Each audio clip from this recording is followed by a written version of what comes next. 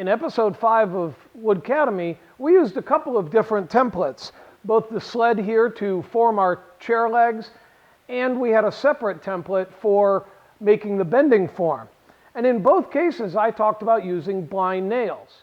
And I thought I'd take a few minutes to introduce you to this wonderful tool and show you why it is that I use them so often on templates and routing around my shop. Blind nails are just a newer and more modern way of using clipped nails.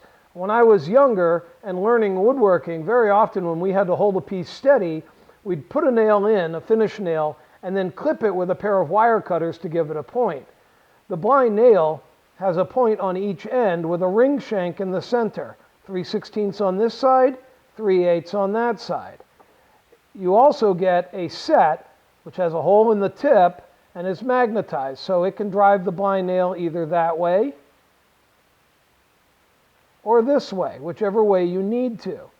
And as you can see here, it's what I used when I pressed my part onto the template sled. The nail sticks up into the part and keeps it from being able to move. And when the template simply attaches to the part, the blind nails are easier and faster than using double-faced tape and leave a much smaller mark in the part than using screws would, while keeping the template secure in place as you work. Now, I started using blind nails for routing back when I was working for a stair company. I would have to make odd-shaped plaques that were actually wall plaques that mounted to the wall where a handrail would enter in. Sometimes they were round, sometimes they were oval. I created this shield shape just to show you the concept. Now, this is the template. My bearing on my router is going to ride around it, first when I flush trim the part, and then when I round it over. But what I used to do was drill 2 holes in here and run a couple of screws up from underneath in order to hold my blank in place while I milled it. But then I discovered that the blind nails allow me to hold the part in place without having to screw and unscrew it every time, which actually speeds the process pretty amazingly. Since this is going to mount to the wall, the part that I make, I don't care if I have a couple of holes in the back.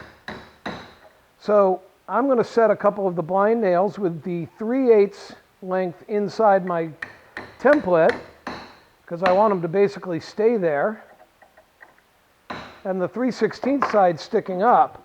Then I can mount the template in a bench vise, and now when I press my part on here, as long as my router is sitting on top of it as I make my cut around, that piece can't come off. With the blank rough cut about an 1/8 inch oversized all the way around, it's tapped onto the blind nails connecting it to the template.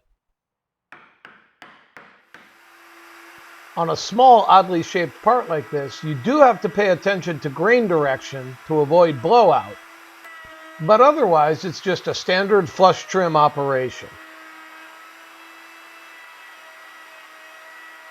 And once the part is trimmed to the template, it can be left in place and milled with whatever profile is required.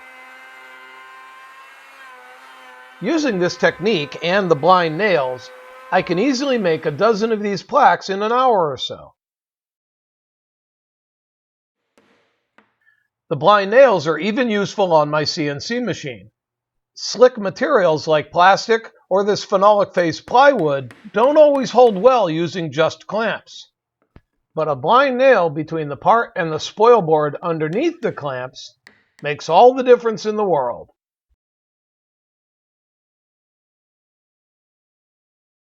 And a blind nail makes an excellent scribe point on my shop-built marking gauge.